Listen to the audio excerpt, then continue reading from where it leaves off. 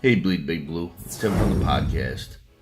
Just wanted to come talk to you guys. It's that time of the week where I give the lists, do my little post-game evaluation of the team. But I just want to put out there the sacrifices that we're putting in here at Bleedbigblue because we want to give you quality videos. I had every want to turn this game off because it felt like a preseason game. It didn't feel right. And it was just ugly. I didn't want to watch it.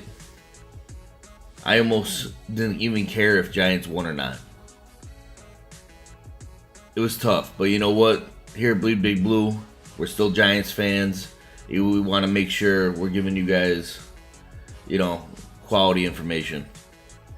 So, that being said, let's start the list of glory. Because we start out positive, as much as that's hard to do. Number 1, Evan Engram. Welcome back to the list of glory. You're awesome on offense. It pretty much seemed like you were pretty much our only weapon out there. You're making one-handed catches that were ridiculous. You had 99 yards receiving, I think 7-8 catches, and a touchdown. Hey, can't ask much more from you, especially when, you're getting keyed on, but you're still getting open. I just can't wait for next year when Odell is back. With you, Sterling Shepard, and Odell, that's going to be pretty awesome, especially because I really think you're going to be 10 times better going into your second year because it seems like you're a worker. But we're talking about this game, so props to you, Evan Engram. Welcome to the list of glory. Number 2 on my list of glory. I'm going to be honest with you guys. The game was so ugly, I had really a hard time trying to find people for the list of glory. But I think this guy deserves it. He's a worker. Number 2 is Shane Smith. You got a punt block or a punt tackle to stop the guy from punting. Whatever.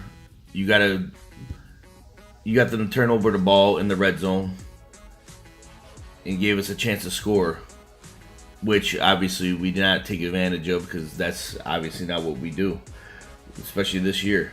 But Shane Smith, you played good special teams. I like to see that. I like to see better special teams play on our part. But you stepped it up, so props to you, Shane Smith. Welcome to the list of glory.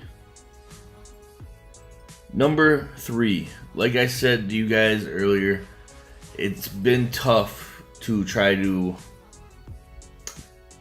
find people for the list of glory because it was an ugly game. Anybody who says different is lying to you. But number 3 on my list, I'm going outside the Giants organization for. Number 3 on my list is Jimmy Garoppolo. He led San Francisco to their second win, which is pretty awesome because that was his first start. It's awesome because it helps out our draft pick situation. I've pretty much resigned to the fact that we're not a good team this year. And we're going to get a good draft pick. The higher, the better, obviously. And I think we might get the number 2 draft pick. I think we might be in line for it now. Even if we aren't, I really think Garoppolo is going to at least lead San Francisco to another win or 2, and it's going to put us in line to be the number 2, draft pick, which will be awesome. I'm realistic. There's no way in hell we're catching Cleveland because they're just a bad team. There's no way they're probably even going to get a win, let alone a couple wins. So, props to you, Jimmy Garoppolo. Welcome to the list of glory because you helped the Giants out more than a lot of the players did this week. Number 1 on the list of shame. And I felt kind of bad about putting him on the list of shame because he just is what he is. And some people might disagree with me putting him on here, but number 1 on my list of shame is Geno Smith. You're on the list of shame. I don't think it's your fault. Geno, you are who you are. You are who you were with the Jets. You are a player that has athletic talent, who has the capability to make good plays, but you're inconsistent and you make mistakes, which usually lead to losses. It happened with the Jets, and it happened today. Simple fact being, you're making good throws, you're getting outside pocket running, which obviously we needed because the offensive line was getting killed. But you got to take a little responsibility for the offensive line as well, because you're the one calling out blocking situations as well. And the one where Eric Flowers had about 3 people going over his one side, you should have called that out. So really that was on you. But the fumbles, especially the fumble after the punt got, stopped, and you guys were in the red zone, and you give the ball right up, it's just sad, because honestly, that's the kind of player you are. I think all us Giants fans know it, which is, I think, main reason that we weren't happy about you becoming the starter over Davis Webb, because we know what you are. Geno, you are Geno. So, more than likely, if you continue to start, there's a good chance that you're going to be on the list of shame. So, shame on you, Geno Smith. Welcome to the list of shame. Number 2. The Giants secondary. You're on the list of shame. This is the reason. Now, I know you were missing Janoris Jenkins, and I know you were missing Eli Apple. You could have won this game for this Giants team if you just made the plays that literally David Carr was giving you gift-wrapped interceptions that were hitting you in your hands, and you didn't take advantage of it. You literally could have won this game for the Giants. But you did not, and that's the way the season's going. We're just not taking advantage of the opportunities that are given to us during the game. So shame on you, secondary, because I couldn't pick one of you guys out as the only one that wasn't doing their job. Now, I give Landon Collins, he's the heart and soul of this team, and I do want to give him a little props for running down Cordero Patterson down the sideline. He's one of the fastest guys in the league, and Landon Collins caught him before he got in the end zone.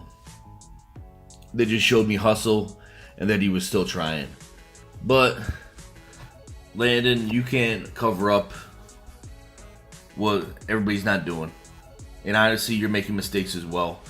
You got beat when the guy ran the ball into the goal line.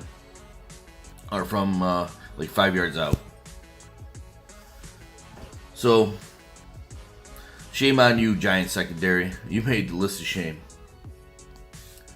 Number 3 on the list of shame, and the usual suspect. But I put him on the list of shame for a lot of reasons, because he is who he is. Number 3 is Ben McAdoo. Shame. One reason I'm putting you on the list of shame, because I'm hoping this is the last time I have to do it. There's a rumor that you're going to get fired Monday. I hope it happens. You sit there and sell the Giants fans that you want to see. You want to see the youth on this team, so you bench Eli. That's fine. I almost agree with it. It was handled in the wrong way, but I almost, these guys should have played. But that being said, why is Davis Webb on the inactive list if you're trying to see these young players? Do you really think Geno Smith is our future of this team? If that's the case, then we got serious issues. And again, your talent evaluation is horrible. But I'm going to try to save that for emotion, because I'm going to go home and look at the tape and try to figure out what you were doing when you made Davis Webb inactive. As far as game plan and scheme, it's the usual stuff. You weren't that good. The offense, we can't score over 20 points. That'd be a miracle. We literally lost to an Oakland team that had no wide receivers left. They had no Amari Cooper, had no Michael Crabtree. You know, not a good defense. Like, their secondary is not good in Oakland at all. You know, Marshawn looked like the old Marshawn against us. When a guy runs over you guys like that, that's called effort. And I know you think that you have no responsibility to inspire your team, but when you rip the heart and soul out of the team by benching Eli and doing all the other stuff you've done throughout your almost 2 seasons with us, you're just not a good coach. And you know what? I cannot wait till Monday to that press conference and I hear Ben McAdoo has been fired. Now, the one thing I will say is I don't know who's going to be the interim head coach, and I really don't care because I don't expect them to be the coach come after. The one last thing I will say is Ben McAdoo, you like to be hypocritical. Even though he said Eli is still good and he can win you a championship. This is Ben McAdoo's words. He benches the guy. If that's the case, you play him. But I'm just a little frustrated. I went off a little tangent right there. I apologize. You know what, guys? I still bleed big blue. Always. And just so you guys know, hey, give us a call during the show. Leave comments. We love to hear them. We're going to be Bleed Big Blue, guys. You guys are Bleed Big Blue as well. Later.